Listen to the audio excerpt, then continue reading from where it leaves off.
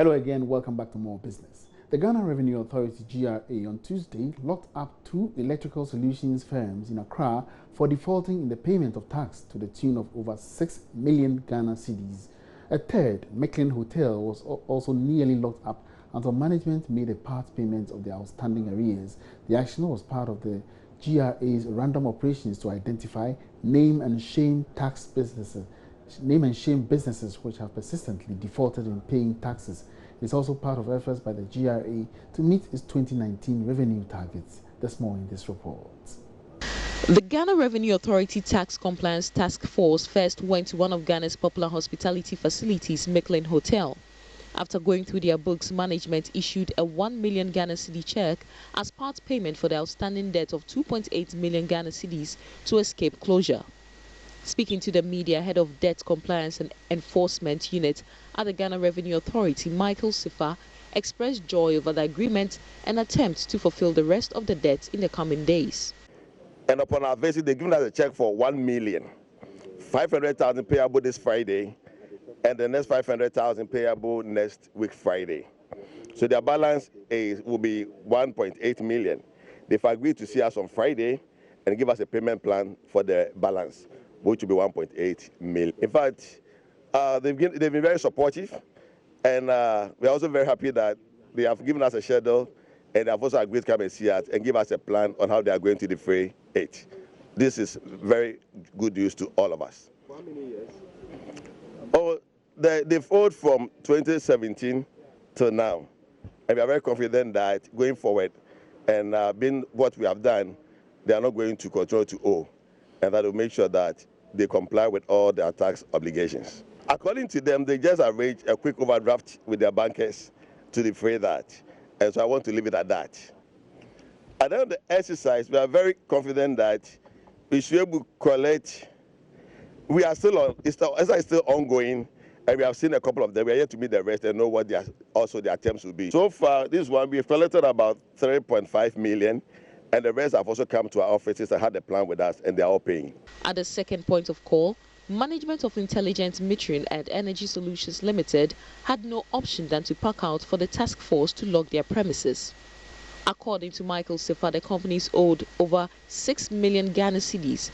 Several letters written to remind management of their outstanding debt had proven futile. Intelligent Metering and Energy Solutions, they owe a total tax liability of 6.8 million, principally made up of VAT of 5.8, payee of 80,000, and an interest of 700,000. We've been sending a couple of letters, but up to now they've not been able to pay. So we are here, and after firm negotiations, we've realized they can't pay, and for that matter, we are distressing them. Invitation is extended to them to come to our offices, and upon satisfactory arrangement, they will still be permitted to work. And that's where we are at the moment.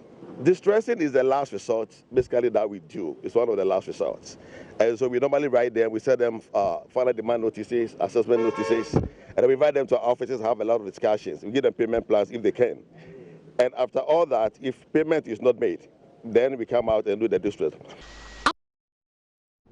The Chief Business Officer of AirtelTigo Business, Airtel Anamu, says removing the cost barrier in acquiring smart devices is critical to promoting government's digitization agenda. Airtel Anamu made the call when she spoke with Joy Business at the launch of the AirtelTigo Flexi Plus smartphone in Accra. The Chief Business Officer for AirtelTigo Business was speaking at the launch of the AirtelTigo Flexi Plus smartphone offer for workers.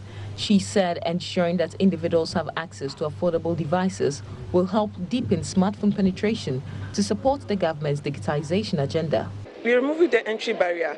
Affordability has become an issue for most workers in the country today. So we are saying that we are taking that entry barrier off, come on board on the Flexi Plus, and then we afford you any device of your choice to enable you connect to your family and friends, connect to businesses, and then we are also contributing to a digitization agenda. The offer allows salaried workers in both the private and public sectors to acquire Samsung smartphone devices to be paid within 24 months. Stanley Popiukumbo is the Director for Products and Commercial for AirtelTigo Business. AirtelTigo Business Flexi Plus offer. You don't pay upright for the device. you have flexibility to pay over a 24-month period. Not only do you pay for the device over 24 months, you enjoy 40% more on data as well as 30% more on voice. So we have the Samsung S10 Plus, we have the Samsung Note 10, we have the A series of phones, we have the S series of phones, all available for customers to buy. The Flexi Plus smartphone offer for workers is a collaboration between AirtelTigo and Samsung. For Joy Business, Sheila Tamaklo reporting. The country director of CATS International Ghana, an NGO, Apia Kusia Tomako, has urged producers of made-in-Ghana goods to be more competitive to meet global standards. According to him, locally made products can compete with international brands while consumers have value for their money. He said this in an interview with my colleague Alberta Bisiu. Under the WTO rules, you cannot restrict import into your country. And so what we can do is let the market forces correct itself. How can the market forces correct itself?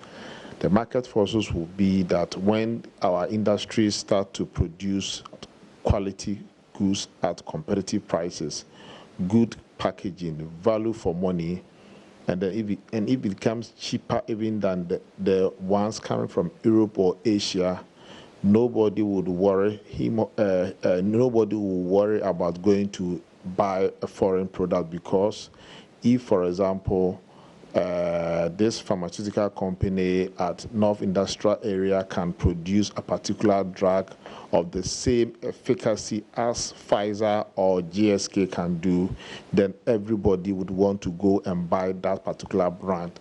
But if we are not producing to the standards that the people want, Ghanaians will go where their tastes and their pockets will get them.